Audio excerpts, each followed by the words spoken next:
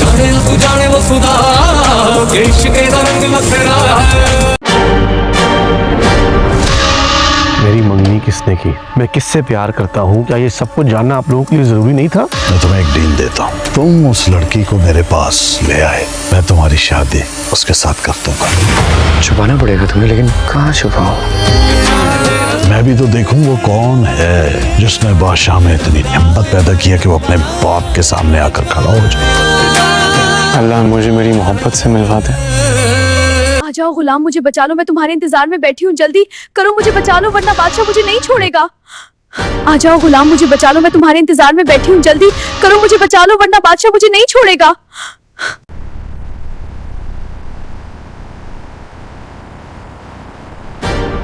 उस तुम्हें या तो मरूंगा या सिंदरी को लेकर आऊंगा और गुलाम का लाश लेकर आऊंगा, इनमें से एक काम करूंगा या खुद मर जाऊंगा।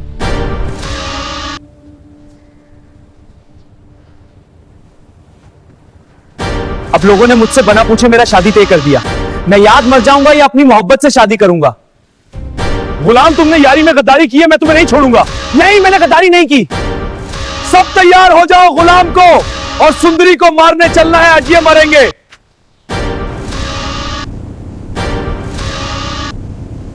हम फौरन यहां से निकलना होगा। क्यों, क्या हुआ? उन्हें पता चल गया। जल्दी चलो। ठीक है, चल।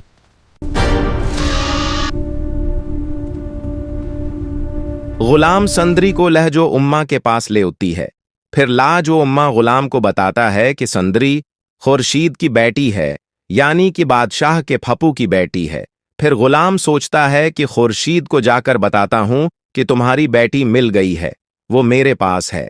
फिर गुलाम संदरी को ले जाने वाली होती है कि संदरी बादशाह को देख लेती है और संदरी गुलाम से कहता है कि ये तो वही आदमी है जिसको मैंने ठुकराया था, ये मुझसे बदला जरूर लेगा और ये मेरे पीछे बहुत बार आया है। गुलाम जब देखता है तो बाहर सिर्फ बादशाह होता है। फिर गुलाम अंदर उता है और कहता है कि बाहर कोई नहीं है, बाहर मेरे भाई खड़ा है। तो संदरी छिप जाता है और कहता है कि मैं तुम्हें दिखाता हूं कि कौन है। फिर संदरी गुलाम को बाहर खिड़की से दिखाती है, यही शख्स है जो मेरे पीछे लगा हुआ है। फिर गुलाम संदरी से कहता है कि मैंने बाहर देखा है, मेरे भाई के अलावा और कोई नहीं खड़ा, तुम अभी अंदर छिप जाओ। अगर मेरे भाई ने देख लिया तो वो मेरे दादी को बताएंगे। मेरे दादी ने मुझे फोन पर कहा था कि तुम इस लड़की को या तो मार डालो या उसको कहीं दफन कर दो, जैसा भी करो, उसको किसी ठिकाने लगा दो। लेकिन पता नहीं मुझे क्या हो गया था कि मैं तुम्हें कुछ नहीं कर सका। मैं तुम्हें सीधा अपने घर पर ले आया। अब मेरी इज्जत बचा लो, वरना मेरे दादी मुझे मार देंगे, क्योंकि मैंने आज तक उनके हुक्म की नाफरमानदारी नहीं की। मैंने तुम्हारे लिए पहली बार अपने दादी के हुक्म को टाल दिया। अब तुम ऐसा करो कि तुम गाड़ी में छिप जाओ, मैं कोई बहाना लगाता हूं और मैं और बादशाह शहर चले जाएंगे। मैं वहां तुम्हें साथ ले जाऊंगा और तुम पीछे गाड़ी में छिप जाना, हमारे साथ चले आना। मैं तुम्हें उस तरह गाड़ी में छुपाकर शहर में एक महफूज जगह ले जाऊंगा। वहां पर मैं भी अपना रहने का बंदोबस्त कर लूंगा। वहां पर मैं और तुम साथ में रहेंगे, और तुम चाहती थी ना कि मैं और तुम निकाह कर ले, तो ऐसा ही करते हैं।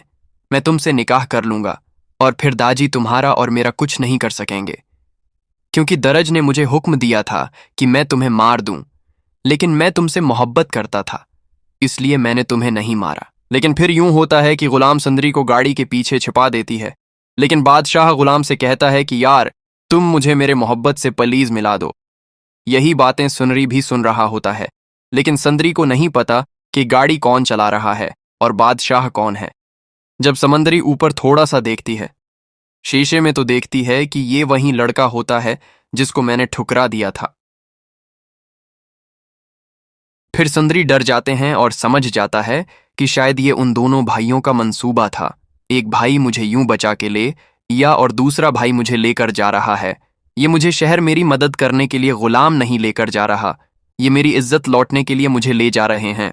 अब मैं क्या करूं? संदर यही सोच ही रही होती है कि पीछे गाड़ी की डगी को खोलने की कोशिश करती है और छलांग लगाने की कोशिश करती है, लेकिन ये सब गुलाम देख लेता है और बादशाह से कहता है कि गाड़ी रोको, मैं सूसो कर लूं। फिर गुलाम नीचे उतरता है और बादशाह अपने गाड़ी में बैठा रहता है और फोन को चलाता है। गुलाम पीछे से छिपके से चला जाता है और सुंदरी से कहता है कि तुम ये क्या कर रही हो?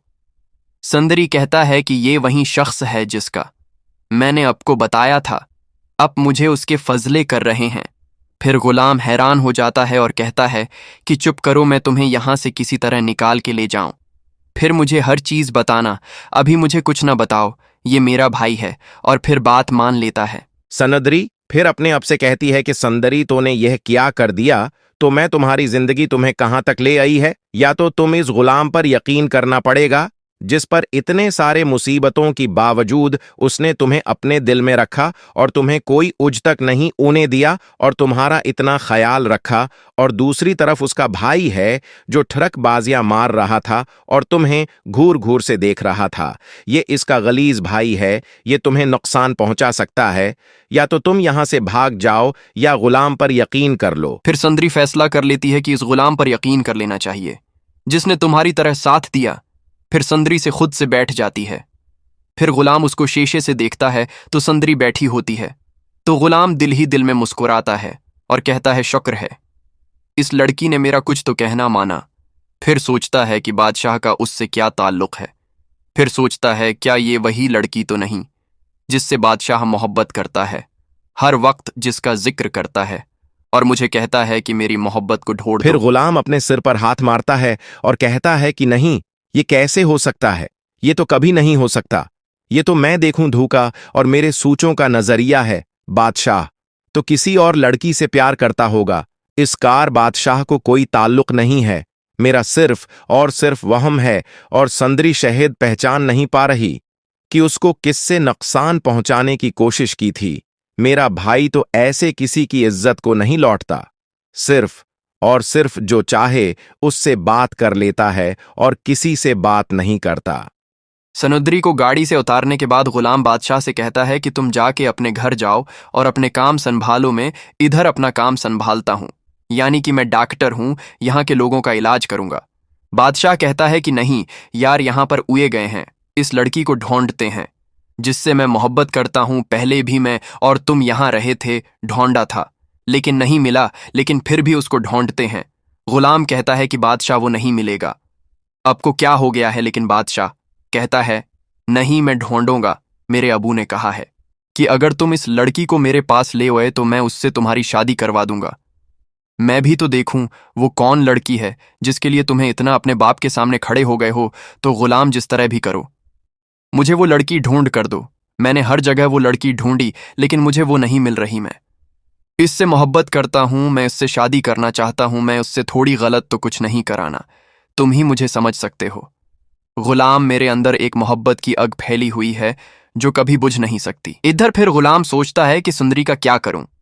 यहां पर तो बादशाह कह रहा है कि तुम मेरे साथ ठहरो, तो मैं सुंदरी को कहां रखूंगा, उसकी हिफाजत तो करनी है ना। गुलाम में सोच रहा होता है तो झुक से बादशाह गुलाम को एक थप्पड़ मजाक में मरता है और कहता है कि तुम्हें भी मोहब्बत हो गया है क्या? कौन हो वो बताए ना, तुम मुझे नहीं बता रहे, तुम्हारे दिल में कोई आ गया है।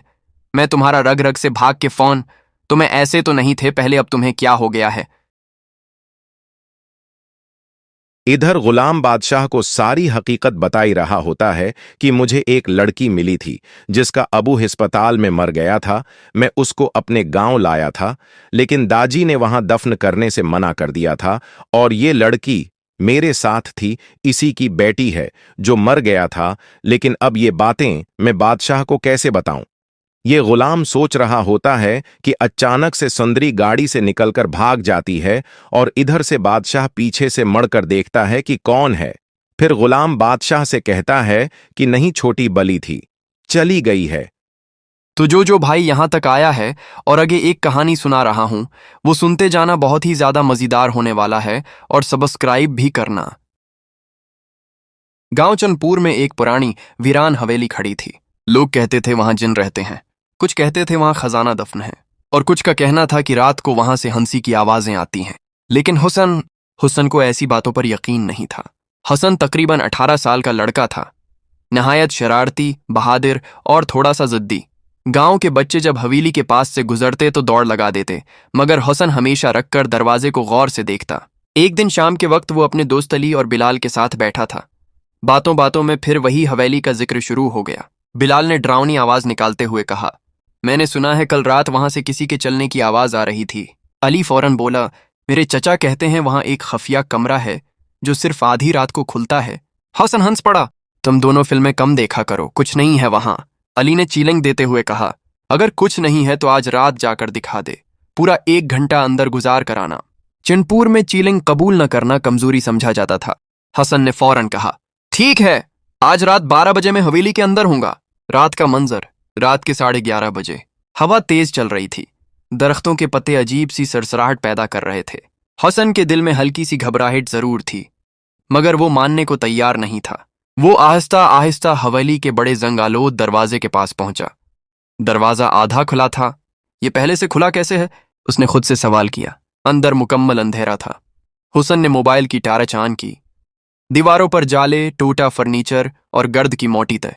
अचानक ऊपर वाले हिस्से से ठक ठिक ठिक की आवाज आई। हुसन रुक गया, दिल तेज धड़कने लगा। शायद कोई बली होगी, उसने खुद को तसल्ली दी। वो सीढ़ियां चढ़ने लगा, हर कदम के साथ लकड़ी चरचराती।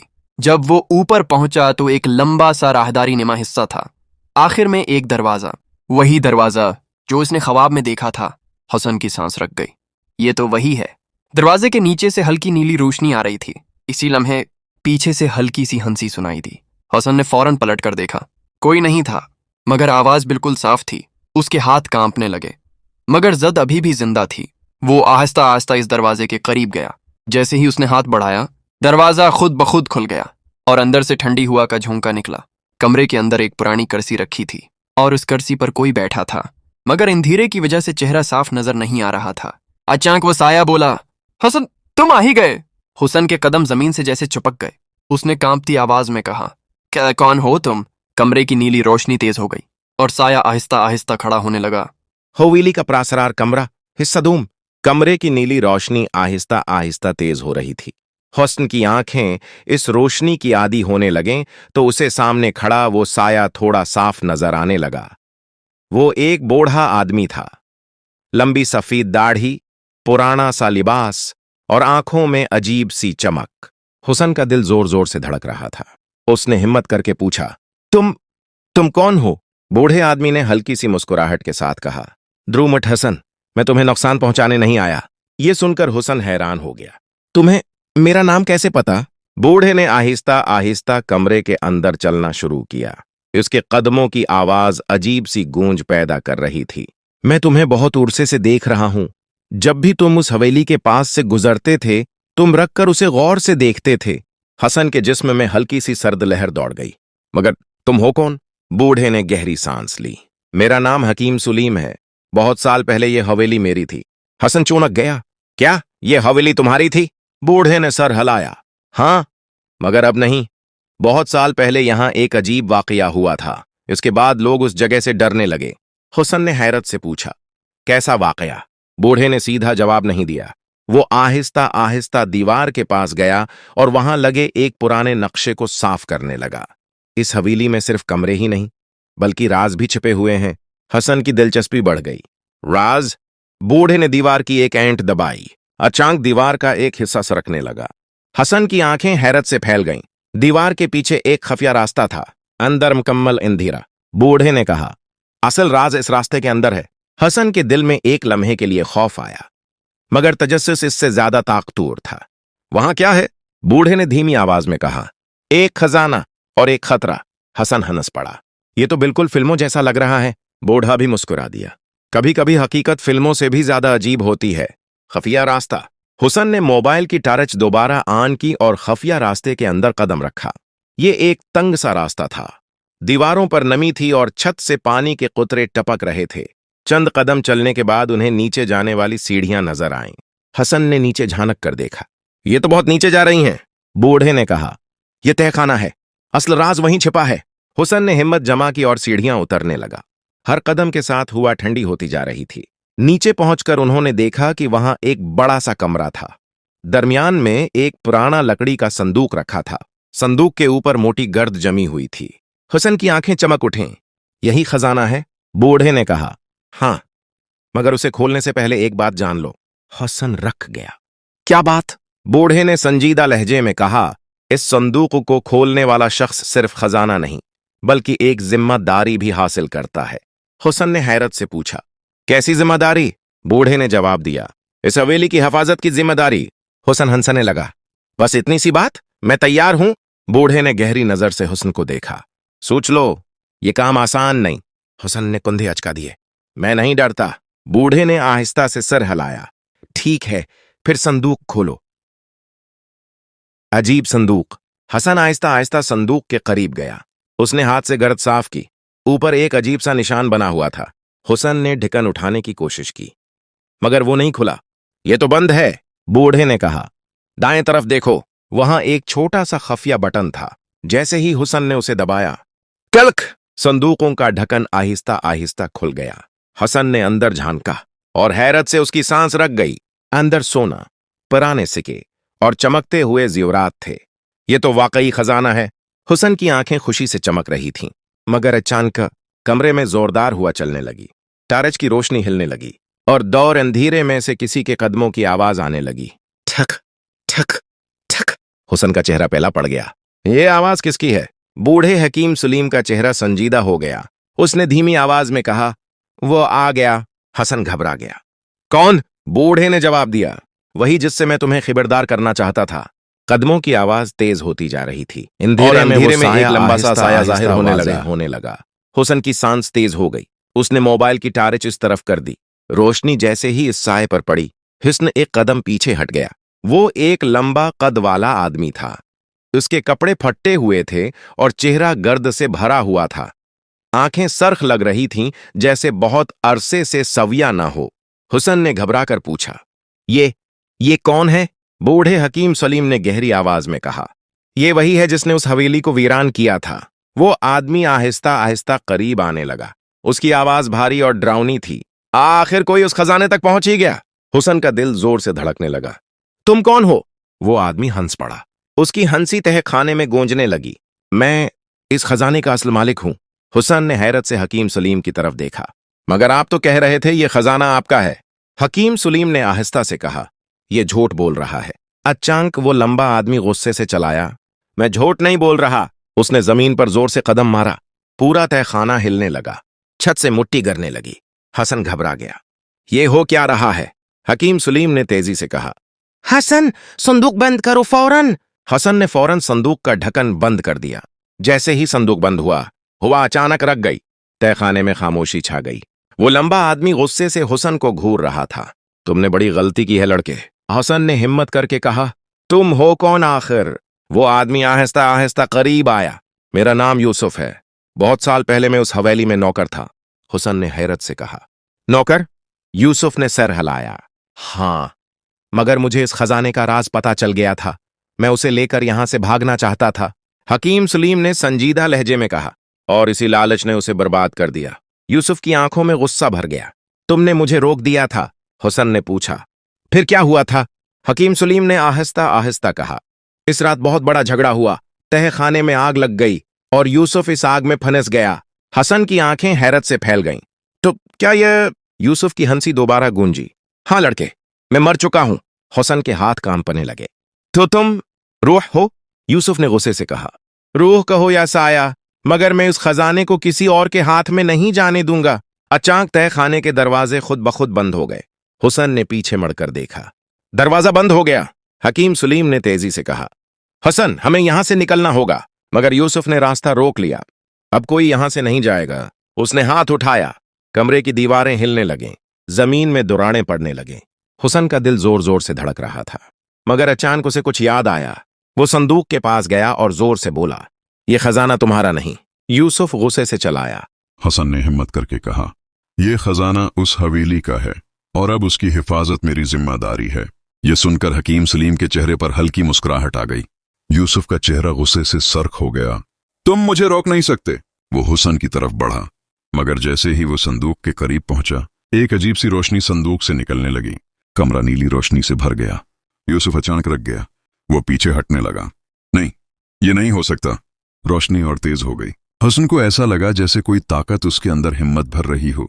हकीम सलीम ने कहा, हसन, संदूकों को दोबारा खोलो। हसन ने फौरन संदूक खोला। अंदर के सिक्के और जेवरात चमकने लगे। रोशनी सीधी यूसुफ की तरफ गई। यूसुफ चीखने लगा, नहीं, चंद लम्हों में उसका साया धुंधला होने लगा। फिर वो आहिस्ता आहिस्ता गायब हो गया। तहखाने में मुकम्मल खामोशी छा गई। हुसन ने हैरत से इधर उधर देखा। वो कहाँ गया? हकीम सलीम ने सुकून की सांस ली। वो खत्म हो गया, हमेशा के लिए। हुसन जमीन पर बैठ गया। ये सब बहुत अजीब था। हकीम सलीम ने मुस्कुरा कर कहा, तुमने बहुत बहादुरी दिखाई है हुसन। हसन ने पूछा, अब क्या होगा? बूढ़े ने आहिस्ता से कहा, अब ये हवेली और उसका खजाना तुम्हारी जिम्मेदारी है। हुसन हैरान रह गया। मेरी? बूढ़े ने सर हिलाया। हाँ, मैंने बरसों इस राज की हिफाजत की है। अब वक्त आ गया है कि कोई और ये जिम्मेदारी संभाले। अचानक बूढ़े का जिस्म धुंधला होने लगा। हसन घबरा गया। आप कहाँ जा रहे हैं? बूढ़े ने मुस्कुराकर कहा, मेरा काम खत्म हो गया है। चंद लम्हों में वो भी गायब हो गया। हसन तहखाने में अकेला रह गया। कुछ देर बाद उसने संदूक बंद किया और सीढ़ियों की तरफ चल पड़ा। जब वो हवेली से बाहर निकला तो सूरज निकल रहा था। सुबह की हल्की रोशनी पूरे गांव पर फैल रही थी। हुसन ने गहरी सांस ली। उस रात ने उसकी जिंदगी हमेशा के लिए बदल दी थी। अब वो सिर्फ एक शरारती लड़का नहीं रहा था, बल्कि एक राज का मुहाफिज बन चुका था। गांव चंदपुर में एक पुरानी वीरान हवेली खड़ी थी। लोग कहते थे वहां जिन रहते हैं, कुछ कहते थे वहां खजाना दफन है, और कुछ का कहना था कि रात को वहां से हंसी की आवाजें आती हैं। लेकिन हुसन को ऐसी बातों पर यकीन नहीं था। हसन तकरीबन 18 साल का लड़का था, नहायत शरारती, बहादुर और थोड़ा सा जिद्दी। गांव के बच्चे जब हवेली के पास से गुजरते तो दौड़ लगा देते, मगर हसन हमेशा रखकर दरवाजे को गौर से देखता। एक दिन शाम के वक्त वो अपने दोस्त अली और बिलाल के साथ बैठा था। बातों बातों में फिर वही हवेली का जिक्र शुरू हो गया। बिलाल ने डरावनी आवाज निकालते हुए कहा, मैंने सुना है कल रात वहां से किसी के चलने की आवाज आ रही थी।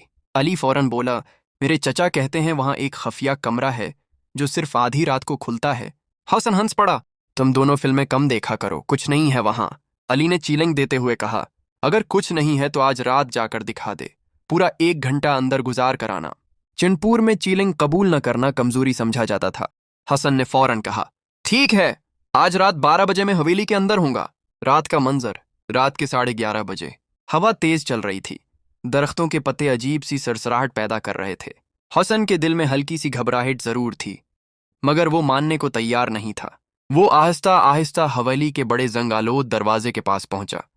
दरवाजा आधा खुला था। ये पहले से खुला कैसे है? उसने खुद से सवाल किया। अंदर मुकम्मल अंधेरा था।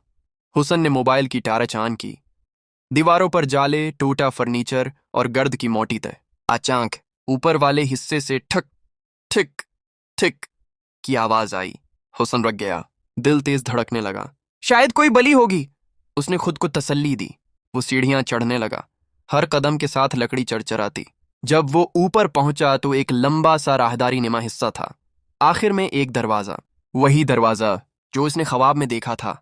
हसन की सांस रुक गई। ये तो वही है। दरवाजे के नीचे से हल्की नीली रोशनी आ रही थी। इसी लम्हे पीछे से हल्की सी हंसी सुनाई दी। हसन ने फौरन पलट कर देखा। कोई नहीं था, मगर आवाज बिल्कुल साफ थी। उसके हाथ कांपने लगे, मगर जद अभी भी जिंदा थी। वो आहिस्ता आहिस्ता इस दरवाजे के करीब गया। जैसे ही उसने हाथ बढ़ाया, दरवाजा खुद ब खुद खुल गया और अंदर से ठंडी हवा का झोंका निकला। कमरे के अंदर एक पुरानी कुर्सी रखी थी और उस कुर्सी पर कोई बैठा था, मगर अंधेरे की वजह से चेहरा साफ नजर नहीं आ रहा था। अचानक वो साया बोला, हसन तुम आ ही गए। हुसन के कदम जमीन से जैसे चिपक गए। उसने कांपती आवाज में कहा, क्या कौन हो तुम? कमरे की नीली रोशनी तेज हो गई और हवेली साया का आहिस्ता प्रासाद आहिस्ता कमरा खड़ा होने लगा। सदूम। कमरे की नीली रोशनी आहिस्ता आहिस्ता तेज हो रही थी। हुस्न की आंखें इस रोशनी की आदी होने लगें तो उसे सामने खड़ा वो साया थोड़ा साफ नजर आने लगा। वो एक बूढ़ा आदमी था। लंबी सफेद दाढ़ी, पुराना सा लिबास और आंखों में अजीब सी चमक। हुसन का दिल जोर जोर से धड़क रहा था। उसने हिम्मत करके पूछा, तुम कौन हो? बूढ़े आदमी ने हल्की सी मुस्कुराहट के साथ कहा, द्रुमट हसन, मैं तुम्हें नुकसान पहुंचाने नहीं आया। ये सुनकर हुसन हैरान हो गया। तुम्हें मेरा नाम कैसे पता? बूढ़े ने आहिस्ता आहिस्ता कमरे के अंदर चलना शुरू किया। उसके कदमों की आवाज अजीब सी गूंज पैदा कर रही थी।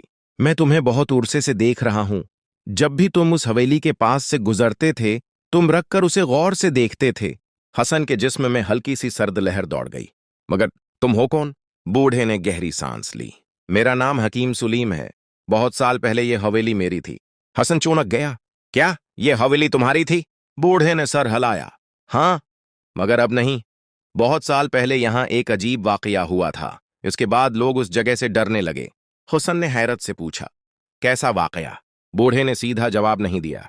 वो आहिस्ता आहिस्ता दीवार के पास गया और वहां लगे एक पुराने नक्शे को साफ करने लगा। इस हवेली में सिर्फ कमरे ही नहीं बल्कि राज भी छिपे हुए हैं।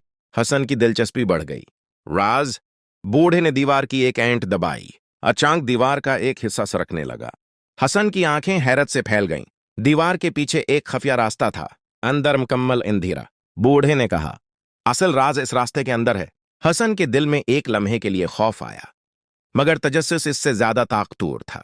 वहां क्या है? बूढ़े ने धीमी आवाज में कहा। एक खजाना और एक खतरा। हसन हंस पड़ा। ये तो बिल्कुल फिल्मों जैसा लग रहा है। बूढ़ा भी मुस्कुरा दिया। कभी कभी हकीकत फिल्मों से भी ज्यादा अजीब होती है। खुफिया रास्ता। हुसन ने मोबाइल की टार्च दोबारा ऑन की और खुफिया रास्ते के अंदर कदम रखा। ये एक तंग सा रास्ता था। दीवारों पर नमी थी और छत से पानी के कुतरे टपक रहे थे।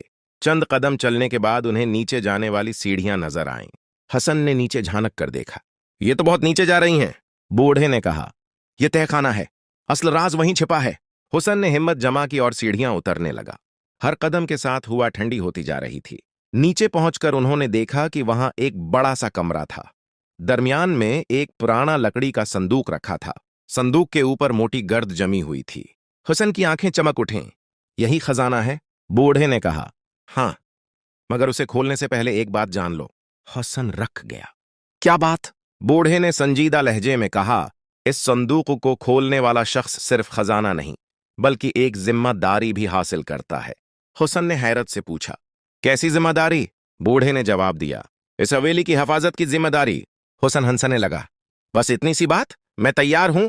बूढ़े ने गहरी नजर से हुसन को देखा। सोच लो, ये काम आसान नहीं। हुसन ने कुंधे अचका दिए। मैं नहीं डरता। बूढ़े ने आहिस्ता से सर हिलाया।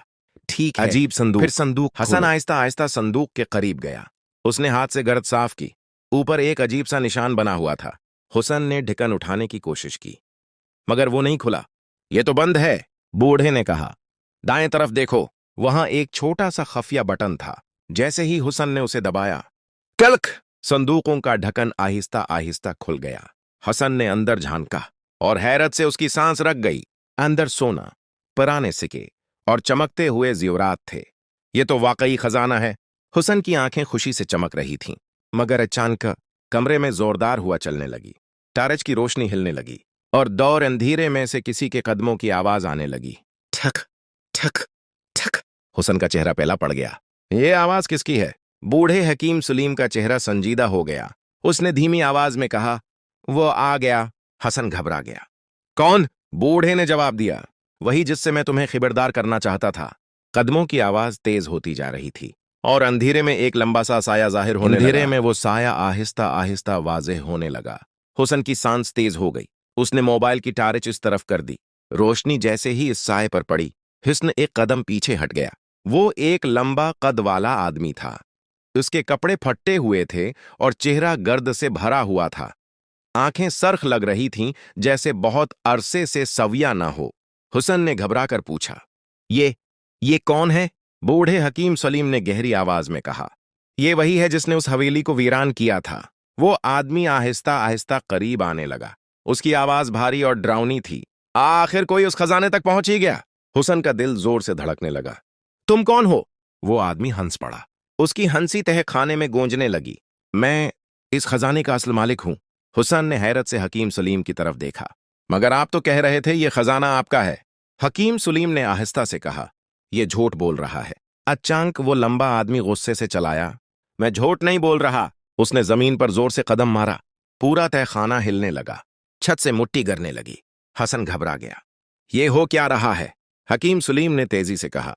हसन, संदूक बंद करो फौरन। हसन ने फौरन संदूक का ढक्कन बंद कर दिया। जैसे ही संदूक बंद हुआ अचानक रख गई। तहखाने में खामोशी छा गई। वो लंबा आदमी गुस्से से हुसन को घूर रहा था। तुमने बड़ी गलती की है लड़के। हसन ने हिम्मत करके कहा। तुम हो कौन आखिर? वो आदमी आहिस्ता आहिस्ता करीब आया। मेरा नाम यूसुफ है। बहुत साल पहले मैं उस हवेली में नौकर था। हुसन ने हैरत से कहा। नौकर? यूसुफ ने सर हिलाया। हां, मगर मुझे इस खजाने का राज पता चल गया था।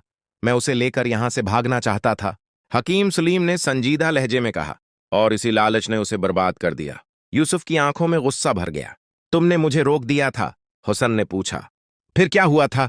हकीम सलीम ने आहिस्ता आहिस्ता कहा।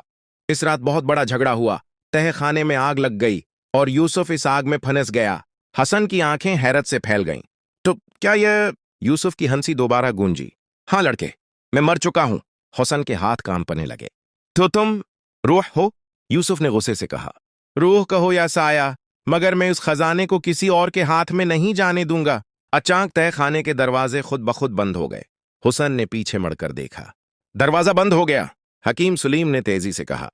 हसन, हमें यहां से निकलना होगा। मगर यूसुफ ने रास्ता रोक लिया। अब कोई यहां से नहीं जाएगा। उसने हाथ उठाया। कमरे की दीवारें हिलने लगें, जमीन में दुराड़े पड़ने लगे। हुसन का दिल जोर जोर से धड़क रहा था, मगर अचानक उसे कुछ याद आया। वो संदूक के पास गया और जोर से बोला, यह खजाना तुम्हारा नहीं। यूसुफ हसन ने गुस्से हिम्मत से करके चला आया। कहा, यह खजाना उस हवेली का है और अब उसकी हिफाजत मेरी जिम्मेदारी है। यह सुनकर हकीम सलीम के चेहरे पर हल्की मुस्कुराहट आ गई। यूसुफ का चेहरा गुस्से से सर्क हो गया। तुम मुझे रोक नहीं सकते। वो हुसन की तरफ बढ़ा, मगर जैसे ही वो संदूक के करीब पहुंचा, एक अजीब सी रोशनी संदूक से निकलने लगी। कमरा नीली रोशनी से भर गया। यूसुफ अचानक रख गया। वो पीछे हटने लगा। नहीं, ये नहीं हो सकता। रोशनी और तेज हो गई। हसन को ऐसा लगा जैसे कोई ताकत उसके अंदर हिम्मत भर रही हो। हकीम सलीम ने कहा, हसन, संदूकों को दोबारा खोलो। हसन ने फौरन संदूक खोला। अंदर के सिक्के और जेवरात चमकने लगे। रोशनी सीधी यूसुफ की तरफ गई। यूसुफ चीखने लगा। नहीं, चंद लम्हों में उसका साया धुंधला होने लगा। फिर वो आहिस्ता आहिस्ता गायब हो गया। तहखाने में मुकम्मल खामोशी छा गई। हसन ने हैरत से इधर उधर देखा। वो कहाँ गया? हकीम सलीम ने सुकून की सांस ली। वो खत्म हो गया, हमेशा के लिए। हुसन जमीन पर बैठ गया। ये सब बहुत अजीब था। हकीम सलीम ने मुस्कुरा कर कहा, तुमने बहुत बहादुरी दिखाई है हुसन। हसन ने पूछा, अब क्या होगा? बूढ़े ने आहिस्ता से कहा, अब ये हवेली और उसका खजाना तुम्हारी जिम्मेदारी है। हुसन हैरान रह गया। मेरी? बूढ़े ने सर हिलाया। हाँ, मैंने बरसों इस राज की हिफाजत की है। अब वक्त आ गया है कि कोई और ये जिम्मेदारी संभाले। अचानक बूढ़े का जिस्म धुंधला होने लगा। हसन घबरा गया। आप कहाँ जा रहे हैं? बूढ़े ने मुस्कुराकर कहा, मेरा काम खत्म हो गया है। चंद लम्हों में वो भी गायब हो गया। हसन तहखाने में अकेला रह गया। कुछ देर बाद उसने संदूक बंद किया और सीढ़ियों की तरफ चल पड़ा। जब वो हवेली से बाहर निकला तो सूरज निकल रहा था। सुबह की हल्की रोशनी पूरे गांव पर फैल रही थी। हुसन ने गहरी सांस ली। उस रात ने उसकी जिंदगी हमेशा के लिए बदल दी थी। अब वो सिर्फ एक शरारती लड़का नहीं रहा था, बल्कि एक राज का मुहाफिज बन चुका था। गांव चंदपुर में एक पुरानी वीरान हवेली खड़ी थी। लोग कहते थे वहां जिन रहते हैं, कुछ कहते थे वहां खजाना दफन है, और कुछ का कहना था कि रात को वहां से हंसी की आवाजें आती हैं। लेकिन हुसन को ऐसी बातों पर यकीन नहीं था। हसन तकरीबन 18 साल का लड़का था, नहायत शरारती, बहादुर और थोड़ा सा जिद्दी। गांव के बच्चे जब हवेली के पास से गुजरते तो दौड़ लगा देते, मगर हसन हमेशा रखकर दरवाजे को गौर से देखता। एक दिन शाम के वक्त वो अपने दोस्त अली और बिलाल के साथ बैठा था। बातों बातों में फिर वही हवेली का जिक्र शुरू हो गया। बिलाल ने डरावनी आवाज निकालते हुए कहा, मैंने सुना है कल रात वहां से किसी के चलने की आवाज आ रही थी। अली फौरन बोला, मेरे चचा कहते हैं वहां एक खफिया कमरा है जो सिर्फ आधी रात को खुलता है। हसन हंस पड़ा, तुम दोनों फिल्में कम देखा करो, कुछ नहीं है वहां। अली ने चीलंग देते हुए कहा, अगर कुछ नहीं है तो आज रात जाकर दिखा दे, पूरा 1 घंटा अंदर गुजार कर आना। चंदपुर में चीलिंग कबूल न करना कमजोरी समझा जाता था। हसन ने फौरन कहा, ठीक है, आज रात 12 बजे मैं हवेली के अंदर हूंगा। रात का मंजर, रात के 11:30 बजे। हवा तेज चल रही थी। दरख्तों के पत्ते अजीब सी सरसराहट पैदा कर रहे थे। हसन के दिल में हल्की सी घबराहट जरूर थी, मगर वो मानने को तैयार नहीं था। वो आहिस्ता आहिस्ता हवेली के बड़े जंगालोद दरवाजे के पास पहुंचा। दरवाजा आधा खुला था। ये पहले से खुला कैसे है? उसने खुद से सवाल किया। अंदर मुकम्मल अंधेरा था। हुसन ने मोबाइल की टार्च ऑन की। दीवारों पर जाले, टूटा फर्नीचर और गर्द की मोटी तय। अचानक ऊपर वाले हिस्से से ठक ठिक ठिक की आवाज आई। हुसन रुक गया, दिल तेज धड़कने लगा। शायद कोई बली होगी, उसने खुद को तसल्ली दी। वो सीढ़ियां चढ़ने लगा, हर कदम के साथ लकड़ी चरचराती। जब वो ऊपर पहुंचा तो एक लंबा सा राहदारी नुमा हिस्सा था। आखिर में एक दरवाजा, वही दरवाजा जो उसने ख्वाब में देखा था। हसन की सांस रुक गई। ये तो वही है। दरवाजे के नीचे से हल्की नीली रोशनी आ रही थी। इसी लम्हे पीछे से हल्की सी हंसी सुनाई दी। हसन ने फौरन पलट कर देखा। कोई नहीं था, मगर आवाज बिल्कुल साफ थी। उसके हाथ कांपने लगे, मगर जद अभी भी जिंदा थी। वो आहिस्ता आहिस्ता इस दरवाजे के करीब गया। जैसे ही उसने हाथ बढ़ाया, दरवाजा खुद ब खुद खुल गया और अंदर से ठंडी हवा का झोंका निकला। कमरे के अंदर एक पुरानी कुर्सी रखी थी और उस कुर्सी पर कोई बैठा था, मगर अंधेरे की वजह से चेहरा साफ नजर नहीं आ रहा था। अचानक वो साया बोला, हसन, तुम आ ही गए। हुसन के कदम जमीन से जैसे चिपक गए। उसने कांपती आवाज में कहा, क्या, कौन हो तुम?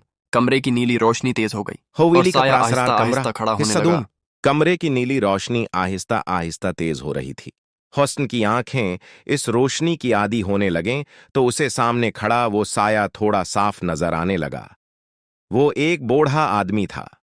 लंबी सफेद दाढ़ी, पुराना सा लिबास और आंखों में अजीब सी चमक।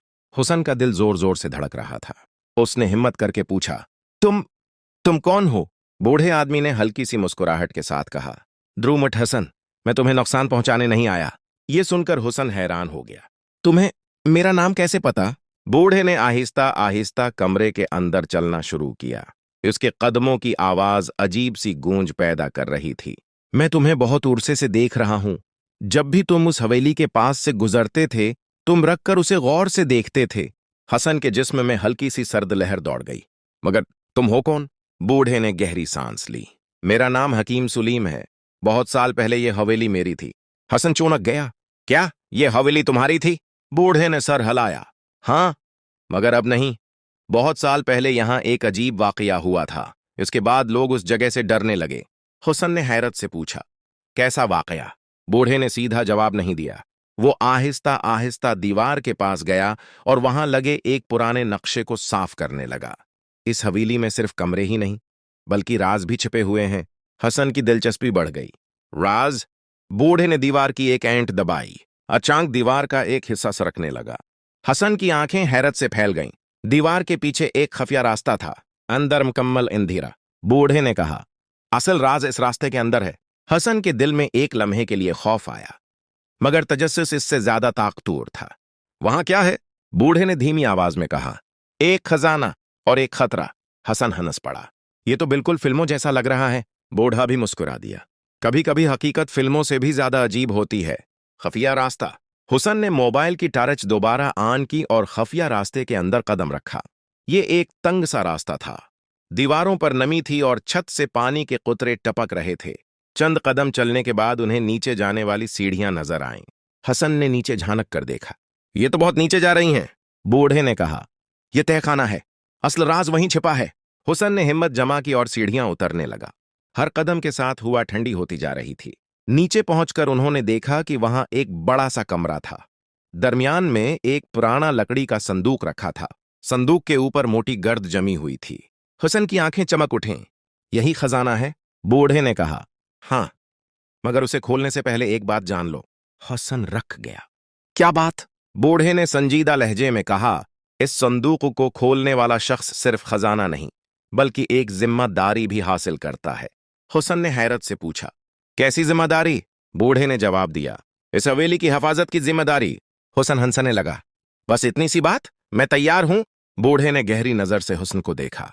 सोच लो, ये काम आसान नहीं। हुसन ने कुंधे अचका दिए। मैं नहीं डरता। बूढ़े ने आहिस्ता से सर हिलाया। ठीक है, फिर संदूक खोलो।